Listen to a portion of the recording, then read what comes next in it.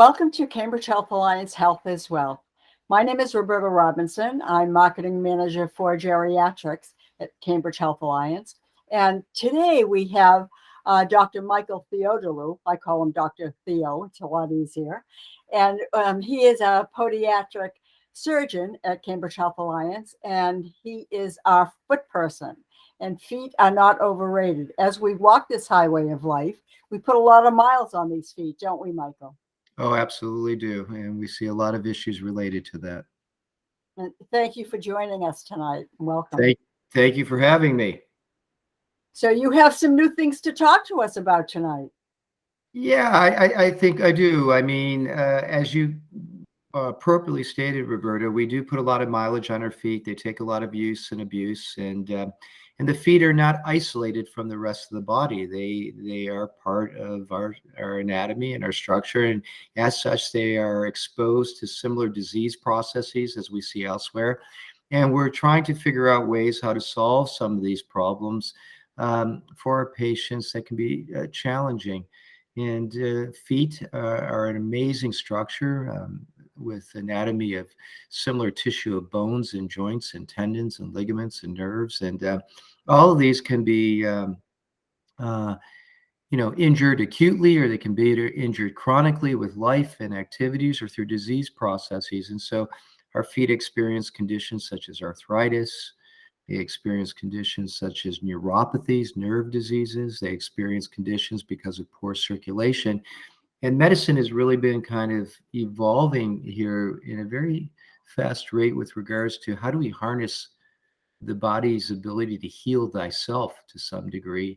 And there are things that we can do to maybe augment this and do this in a manner where historically may have been pretty traumatic and to the patient and to the part, and can we do it now more minimally invasive, and can we actually use the body's own potential to recover and heal? And this is an amazing new frontier, and I'm excited to start doing this, particularly in podiatric medicine, in the foot, as we say, in the foot and the ankle and the lower extremity that I work in. And so there's some new things that are coming about and that we're employing here at Cambridge Health Alliance. And people in my generation, and women especially, we sorely abused our feet. Yeah. Although the stilettos are back again, Yeah, and they don't help you. Your business. It's great for our business. They don't contribute great health to the foot by any means. But yeah, absolutely. Those types of environmental factors, and not just footwear, but even our work environments that we're working in, the demands that are being put on us now, all of these do contribute significantly to a lot of the stuff that we see. It's funny, we went from what I like to say quadrupeds walking on all fours like our pets that we see. And maybe one of the worst things that happened to us as humans is that we became upright and bipedal. And we put a lot of pressure on two small surface areas that have to carry us from point A to point B. And there are so many issues that we can get with our feet. I've had a few of them myself. But are there any new procedures or processes or anything to help? Yeah, absolutely. So many overuse. And so I spoke of immediately, we see acute injuries that can occur, sprains, twists, fractures. And we see things that occur over time, repetitive overuse processes. And as we get older, we're a lot more challenged to recover from these types of injuries. And there is a basis for that. There is a biologic basis to that. When we're much younger, we have a wonderful plethora or pool of cells and stem cells and pluripotent cells that we harness to heal our tissues, that as we get older, these kind of deplete over time. But if there's a way we can acquire and use these types of stem cells, as we speak about, and not just stem cells, cellular therapy, but even types of inflammatory type processes that we once thought were degenerative or degradative to the body, but in fact maybe are important for healing processes. We've been able to start procuring some of these cells and as we call cytokines or growth factors to actually stimulate a healing process of the body. And so it's a kind of in a very exciting new world that we're developing and learning about what we call, generically speaking, or more broadly speaking, regenerative medicine. So we're trying to regenerate. We're not just trying to heal, but we're trying to regenerate what we may have lost. And it's a great it's a great new world that we're going into. And my early experiences have been quite impressive as I've been working on this aspect of it, for sure. Oh. Is there anything, I mean, neuropathy, though, of course, where a lot of people are diabetic, and it doesn't necessarily have to go with diabetes, but it does seem to go along with diabetes, right? Neuropathy. Yeah, for sure. Peripheral neuropathies are a challenging thing that we commonly see in our diabetics, and the ability to restore nerve function is a problem. The loss of sensation, particularly in our diabetic population, but even those who have it for other reasons, can cause challenges, particularly in the feet and the lower extremities, because, as I always like to say, it's what you can't feel that may hurt you. These patients go on and can have trauma and injuries and cause things that they aren't aware of, which is unfortunately a very big aspect of in our diabetics development of wounds and pressure sores and things, because they simply don't have the sensation to appreciate it. But if we can reverse that process, or if we can somehow support that process, where we can support those nerves to allow for some level of restoration or preservation of nerve function, that is an absolutely critical thing in preventing these types of issues that we speak about. Right, right. That would be so fabulous. I was doing a presentation today, working on a new one, and it was all about the growth hormone. And Hmm. talking about the growth hormone, of course, when we are young, that's when it's stimulated, when we're in the rapid growth cycle, and then as we pass through and reach maturation, then we begin, on the other side of depletion and declining of these things. But they're talking about things that we can do to sort of support that. Yeah, And of course, the growth hormone is responsible for rebuilding and repairing, right? And, absolutely. right. And so if we can capture some of that Yep. and put it into this age bracket. Sure, sure. And we know that, for instance, these what we call mesenchymal stem cells, these are found in a lot of tissues in our body. And where I'm harnessing it now is, and what people may have heard about historically too, is bone marrow biopsies and bone marrow aspiration. And so we can uniquely draw from areas in our bone structure or skeletal system. We can draw blood out of that area, marrow out of that area, and we now have instrumentation utilizing special photo type of spectroscopy, where we can actually isolate cells and concentrate them and create what I would consider high volume or high concentrations of stem cells, high concentrations of growth factors, where we can start implementing these around injured tissues, arthritis, for instance. And there's increasing studies, particularly in the knee, but I'm starting to do it now in and about the ankle and the foot, where we can take growth factors. We draw this blood out. We can do it from the peripheral blood, or again through bone marrow aspirate, concentrate it down with special instrumentation, and inject this type of what I would call a steroid, which it is not, but it is your own body, very powerful type of concentrate to stimulate healing, to again promote the natural healing process of the body. I think for years, until That, we, it's amazing. It's amazing what we're doing. For years, for no better understanding or reasoning of, as we learn about the healing process of the body, we were probably inappropriately suppressing some of that. So I would suggest that, although we use them frequently, a lot of these medications, it's arthritis medications, the non-steroidal anti-inflammatories, the Motrins, the Aleve, that although may give us some acute relief, may be doing it to some level to harm, because they do suppress a natural inflammatory cascade that our body relies on and for healing of tissue. And so we're beginning to realize that process. We're beginning to harness it and try to uh, use it in our favor to restore anatomy, to restore function. So it's an amazing time for sure.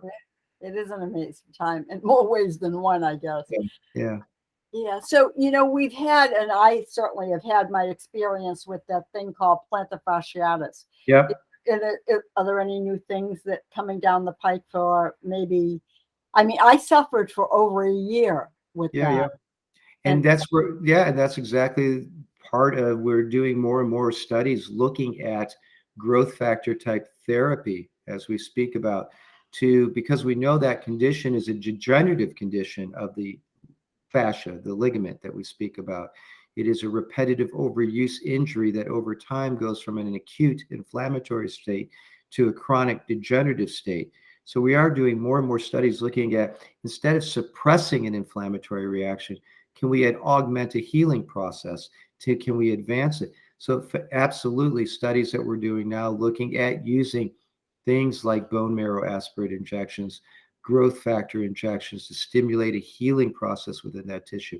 Interestingly, one medication or one product that many people know about, mostly in plastic surgery to get rid of wrinkles, but botulinum, Botox injections. There's increasing studies actually looking at the use of Botox injected into the fascia to stimulate or to relieve the fascia pain and the healing process. And there's been some impressive new studies supportive of its use in that area. So yeah, lots of stuff coming down the pike. Absolutely. So everything is going to be affected really with all of these new studies and these, with the replacement and therapy. I guess you call it a replacement. Do you call it a replacement Yeah, therapy? it's a regenerative therapy. It is regenerative. So, the body and what we've done, replacement's kind of old. Oh, We replaced body parts, right? So for years, you get a kidney replacement if your kidneys fail. You get a liver replacement if your liver fails, and done it in so many major organ systems. But can we regenerate injured tissue? Can we preserve the native anatomy and regenerate it or heal it? Or ultimately, the ultimate situation now, and I've spoken about before, can we regenerate organs through the patient's own cellular mechanism through 3D printing and create new organs that are consistent and based on the patient themselves and not relying on a donor? And that's where the world is going now, for sure. There's no question about it. So stay tuned on that stuff. I know it's truly amazing. Hopefully, I see some of it in my lifetime. I hope. Do you think we Yeah. will? Yeah, it's coming. A lot of the stuff, as I said, we're doing now is the foundational work for that, to try to restore the native tissue, utilizing the body itself and maybe ability to acquire some of that tissue again in a atraumatic fashion, concentrate it, and return it back to the body to promote healing. And I think that is a big part. And in the foot that I deal with in the lower extremity, because we see so many overuse injuries, it is a very fertile area to work with this type of therapies. And so that's kind of where I have interest in it now.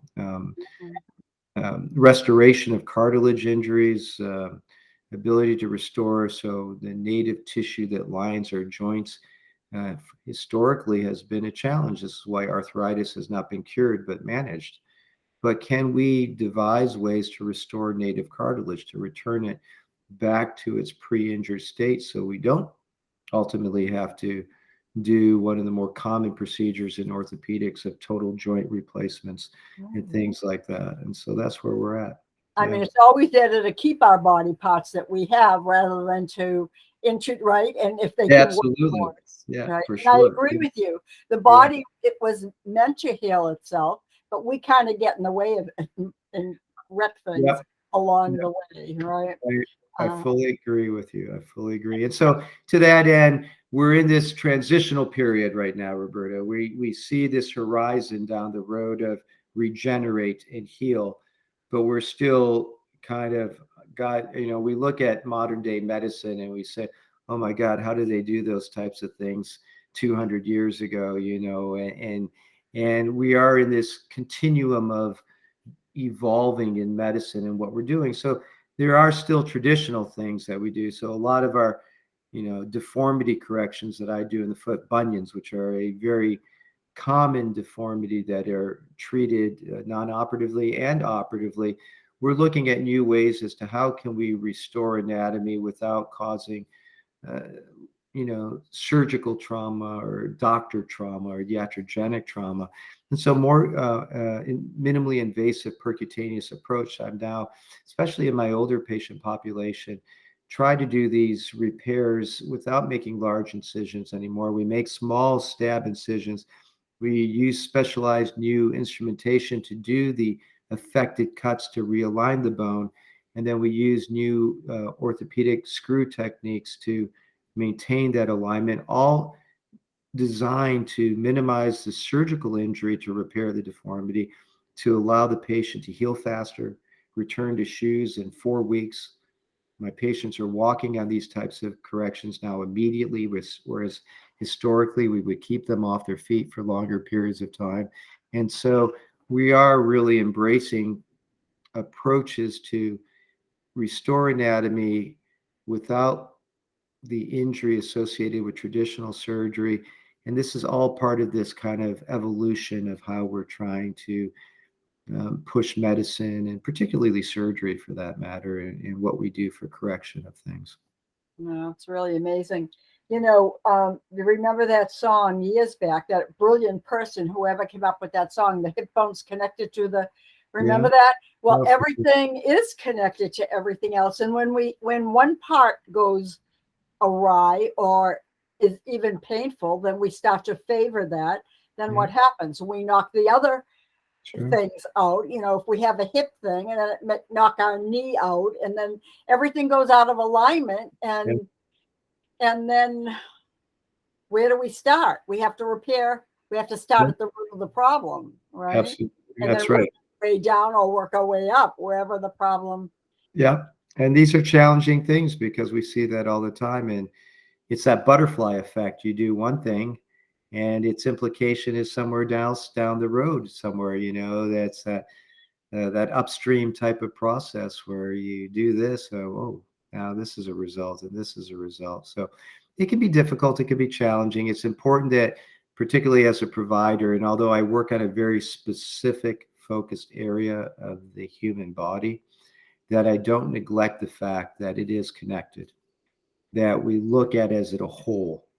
We see that, again, as we've talked about, particularly in medical care, that in our diabetics, that we understand the entire disease process because it does have influence and it does present in even the small focused area that I deal with, and that you can't disconnect things. You have to understand this remains connected. And But you can tell a lot of things about what's going on with the person looking at the feet, correct? Oh, amazingly so. I just had a woman within this week that came in with actually nail deformities, and they are these what we call spoon-shaped nails, and the medical term for that is koilonychia. And although you may not think much about nails, I knew immediately that this patient had pulmonary disease and likely underlying history of cardiac disease, because these are very characteristic changes of nails that we see in those disease states. And sure enough, you looked in her medical record. And the importance for me to know that is because she came in with complaints of these nail deformities. And I said, the challenge I have with you is that it's really a product of the systemic disease that's occurring elsewhere. And if you didn't know that systemic disease, I would have been able to readily diagnose that for you. And because just even looking at a nail issue. So yeah, it is not discriminatory disease. It can present anywhere, and you have to be alert to these things for sure. Right. And when, our feet are so important, and they take so much abuse over a lifetime. And, if you have a shoulder issue, then you can kind of get along with the shoulder issue, right? You just immobilize that. And then, but the feet, it became, I mean, I myself have been in that boot more than Yeah, yeah, yeah, once. yeah, And I was grateful to have the boot to be able to get around. yeah. But, that's a heavy boot. And as I No, mentioned before, you're lugging that heavy boot around, sure, your hip goes out of line. sure. Well, and the worst thing that can happen to the human body, we were designed to be in motion. Our bodies were designed to be in locomotion, and we know that the bedbound patient, the patient that cannot locomote, is one that's not destined to have a good outcome because disuse occurs, weakening of the body occurs.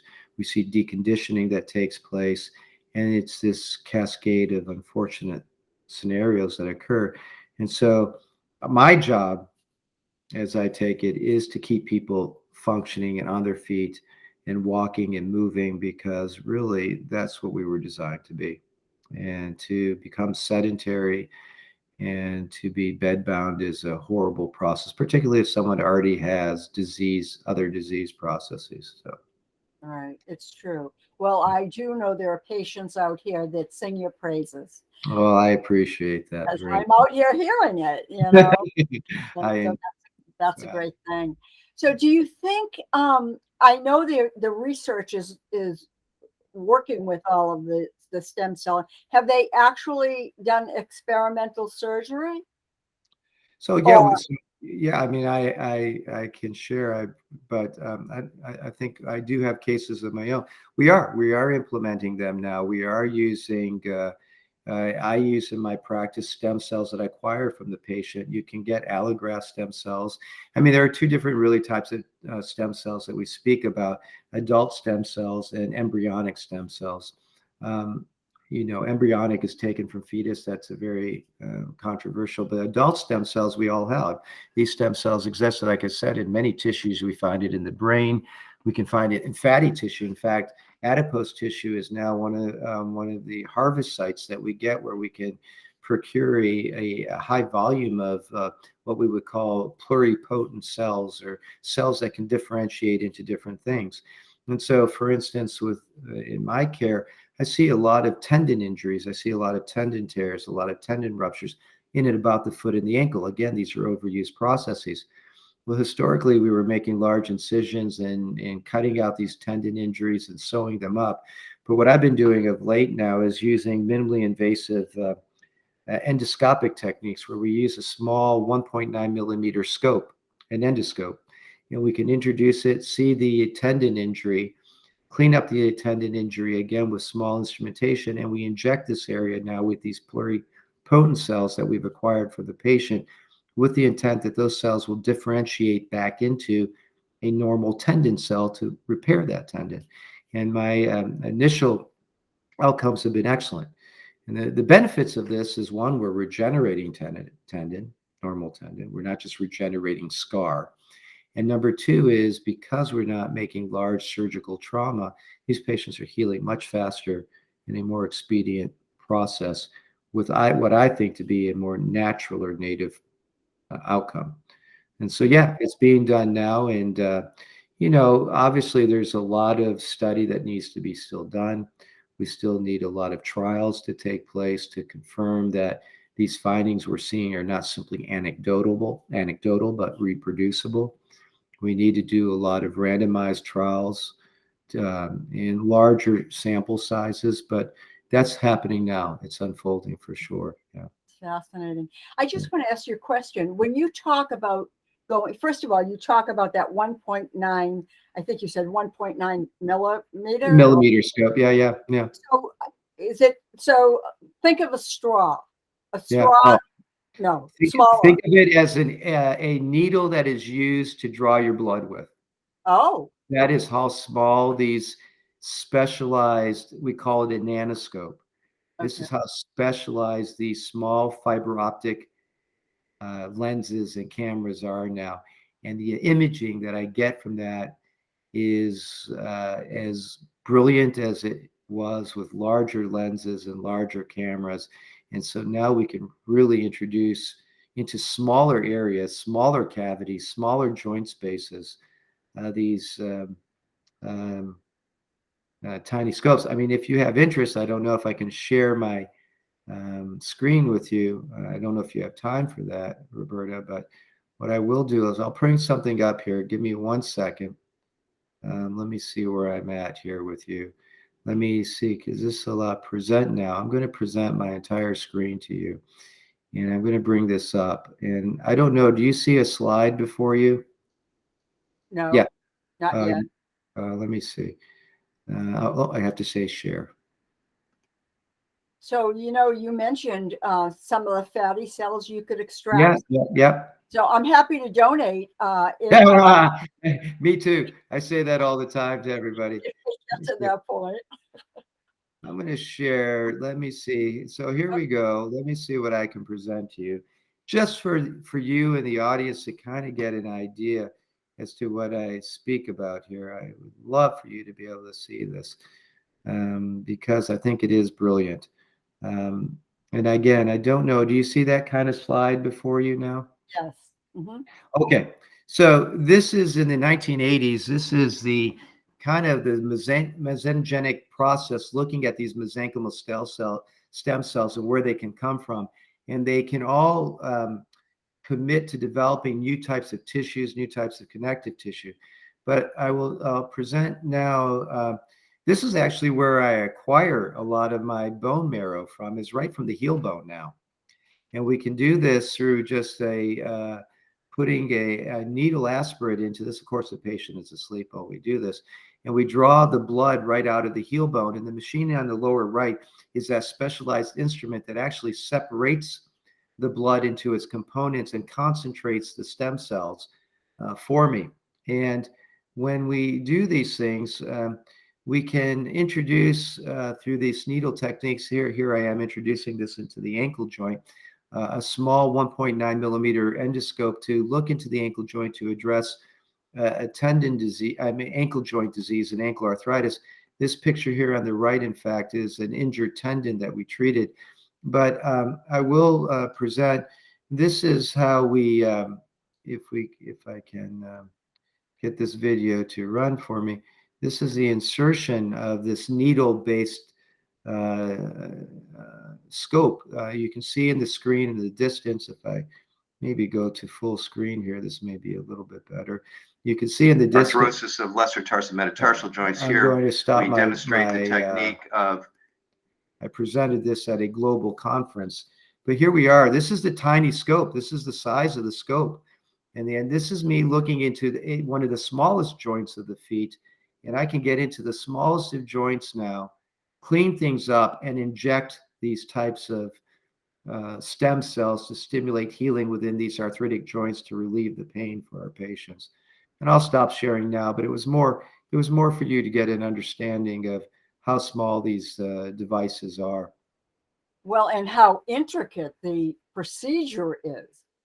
Yeah, it really becomes that way. I'm going to see if I can pull out of this for us, Roberta, 1 second, and get back to a more normal screen with you as I get out of this. Come back to you. So yeah, it is an amazing time. Technology has advanced us incredibly to start doing things that I never thought about when I started my career, and ultimately it is to at least in my world, to make people function better, to stay on their feet, to minimize the recovery time in order to stay on their feet, and it's unfolding before us as we speak. Yeah, it is an exciting time. I have one more question, if I Sure. may. You mentioned going in and cleaning up an injury. What Mhm. so what does that mean actually? What is it that you clean up? Yeah, sure. So the body typically heals with scar tissue. That's what we know. That's the Oh, name. So when we have ligament injury, when we have tendon injury, even when we have joint injury, our body's reparation is with scar tissue. It's not the natural tissue. This is why when we suffer ligament injuries, and many people know about the knee injuries and the ACL tears and ruptures that require surgery, that's because when these tear, the collagen fibers never return to their normal tension. They never restore to their normal stable tension that we expect. And so they require that these ligaments get reconstructed in order to produce a native tension back to this. But that's because that heals with scar tissue. What if we can go in and clean that scar tissue, which isn't natural? It's the next best thing. And we can take a cell that hasn't differentiated from one's body and lay it back into that area that has been injured and removed of that scar tissue so that it has a matrix, a platform for those cells to sit in and begin to differentiate, because this is what's amazing about the human body. It knows the tissue that it's residing in and restore native collagen for a ligament, native collagen for the tendon, native cartilage. And this is what we're looking to try to achieve right now. And so that's what we're cleaning up. We're cleaning up what has been historically the best thing our body can do with fibrotic scar tissue, which for the most part maybe serves people well, but maybe it doesn't. And can we clean that scar tissue and return native tissue? And that's what we're looking to do now. Wonderful. I do have one more question. I'm full of them. Yeah, ask me anything. I love to talk, as you can tell. You know, you mentioned, and I'm always talking about inflammation. And, you know, I think years ago, our association and our frame of reference with inflammation was if we hurt ourselves, if you know, we couldn't release it, then it might get hard, it might get red, but now we're finding out that inflammation throughout the whole entire body, chronic inflammation affects everything. It affects everything, inside, outside, joints, bones, everything. Right? It's an amazing, I think this is an amazing revelation that we are realizing and maybe awakening to the fact that, you know, this is just not the inflammation that we get. We get the inflammation throughout our whole body. And how do we decrease that inflammation? Sure, there's good inflammation and there's bad inflammation, and we can't speak any more to the times than this. When you're looking at the SARS-CoV-2 infection, particularly some of the original variants and the Delta, for instance, these are upper and lower respiratory tract infections. But one of the things that we saw is that they created what I am using, interestingly, a cytokine flare, a cytokine type of very robust response to this virus. And that's the body's overreaction, this cytokine type of fury that takes place that creates an overstimulation and degenerative or destructive process because it's a response out of control. And so this type of cytokine type storm that we speak about is not a healthy thing. It is an overreaction by our body's own immune system to an infectious process. But there are, in trauma and injury, good inflammatory cascade that we don't want to suppress, because that is body's actual natural way of trying to heal an injured tissue. And so it is something we're learning about now, and there is a balance. And obviously, chronic, uncontrolled inflammatory response is degradative, it is injurious, and we have many therapies that we have employed to try to suppress that. But I will say, for instance, historically, and I'll speak to podiatry now again, ankle sprains. It used to be rest, ice, elevate, take some ibuprofen, and stay off of it. I will argue now my protocol with these patients is rest it, elevate it, forget the ice, don't suppress the acute inflammatory, and forget the ibuprofen. If you need something for pain, take Tylenol. Because that acute inflammatory state that we see within the first few days is actually a healing process. We don't want to suppress it. So, in sports medicine, and we'll go down a different road, but in sports medicine, a lot of the paradigm that we once believed in has changed dramatically. When I trained, we would treat injuries with immobilization for long periods of time and casts and things until we felt the tissue had healed. We're realizing now that's probably the worst thing we could have done for our patients. That a natural dynamization of tissue, a natural motion of tissue, is critical in healing of tissue. And so the years of us doing things and immobilizing and creating disuse has kind of gone down the roadside a little bit. And so I always tell my patients there's disuse, there's use, and abuse. I don't want either extreme. I don't want you to abuse it. I don't want you to disuse it. But natural use is an important part of the healing process, no question. Yeah, wow. We certainly have changed over the years in our thinking and philosophy, and we're going to be changing even more, as you've mentioned. Well, we could talk about this all night, but I think we need to move on. But thank you so much for joining us. Thank you, Roberta. Appreciate it. Amazing. And just one more thing is how do people get to you? Through a referral through the primary care? Typically through Cambridge Health Alliance, we get most of our referrals. There is a website, and I'll be honest with you, I don't know it, but we get it. You can go through the Cambridge Health Alliance. There is a website for us that you can direct to specialty care. We have a call center that handles our scheduling for our division with the Department of Surgery, and I'm happy to provide that number of 617-665-2555. Where a patient can call and request an appointment. But within our NICE system, we have a wonderful referral pattern with our primary care providers. Great. Well, thank you so much. You're welcome. I really appreciate you taking the time and spending it with us and enlightening us on all these who knew that all these things were going on. So that's why we do the show. Right? Wonderful. Well, good night to everybody and Happy New Year. And Happy New Year to you, Dr. Thank Theo. you. Take good care of yourself.